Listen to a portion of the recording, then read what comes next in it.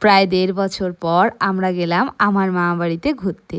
আজকে ছিল মামাবাড়িতে মনসা পুজো, তাই সকাল সকাল স্নান টান করে রেডি হয়ে গিয়েছিলাম, কিন্তু বৃষ্টির জন্য এতক্ষণ আটকেছিলাম। ফাইনালি বৃষ্টি কমলো আর আমরাও বেরিয়ে গেলাম সেই চেনা রাস্তায়। তারপর আমরা গল্প করতে করতে বানেশ্বর পৌঁছে গিয়েছিলাম। বানেশ্বরে যে মেন রাস্তার ওপরে মিষ্টির দোকানটা আছে, সেখানের মিষ্টিগুলি ভীষণই ভালো, আর এখানে অনেক রকমের মিষ্টি পাওয়া যায়। আর আমরা যেহেতু প্রথমবার যাচ্ছি বিয়ের পর মামাবাড়িতে, তাই এখান থেকে কিছু মিষ্টি নিয়ে নিলাম। তারপর মন্দিরের পাশের রাস্তাটা দিয়ে সোজা রওনা দিলাম। এটা ছিল যেহেতু শ্রাবণ মাস, তাই এখানের ভিড়ও ছিল খুব। তারপর আমরা মামাবাড়িতে পৌঁছে গেছিলাম। এসে চা খেয়ে আমরা চলে এসেছিলাম ওপরে ঠাকুরটা দেখতে। এসে দেখি এখনও পুজো শুরু হয়নি, আমি আর ভাই তাই বসেছিলাম। এদিকে হচ্ছিল ভোগের রান্না আর ওইদিকে হচ্ছিল ঠাকুর ঘরের সব জোগাড়যন্ত্র। কিছুক্ষণের মধ্যেই পুজো শুরু হয়ে যাবে, তাই আমরা দুপুরের খাওয়া দাওয়াটা সারতে নিচে আসছিলাম।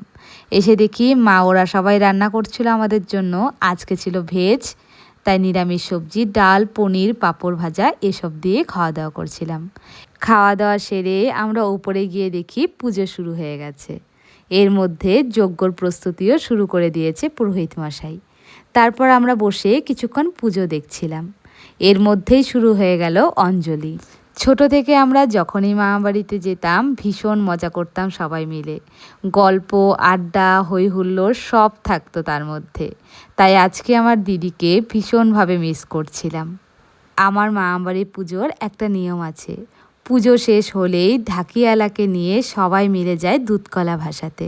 সেটা কোনো নদী বা পুকুর হতে পারে। এবার আমিও গেছিলাম ওদের সাথে। এখানেও বেশ মজা হয়। মামাবাড়ি থেকে নদীটা অনেকটা দূরে, তাই সামনে একটা পুকুর আছে। সেখানেই গেছিল মা, মাসি সব মামিরা মিলে। দুধকলা ভাসিয়ে সবাই বাড়িতে এসে উপোস ভেঙে নিয়েছিল। এরপর বসে গেছিলাম সবাই গল্পের ঝুড়ি নিয়ে। এতদিন পর এসছি, সবার প্রচুর গল্প ছিল জমা হয়ে, সব করছিলাম এখনই। এছাড়াও আমার মামাবাড়ির সবাই গল্প করতে ভীষণ ভালোবাসে। তারপর সন্ধ্যাবেলা আমরা সব ভাই বোনরা মিলে চলে গিয়েছিলাম খাবার পরিবেশন করতে। এর মাঝেও আমরা আরও অনেক মজা করেছি, অনেক কিছু করেছি, কিন্তু সব কিছু ভিডিও করতে পারিনি। একটু নিজের মতো করে সময়টা কাটাতে চেয়েছিলাম, তা সের জন্যই। এরপর আমরা ক্লান্ত হয়ে গেছি, নিচে এসে আবার সবাই মিলে গল্পের আসর জমিয়ে দিয়েছি।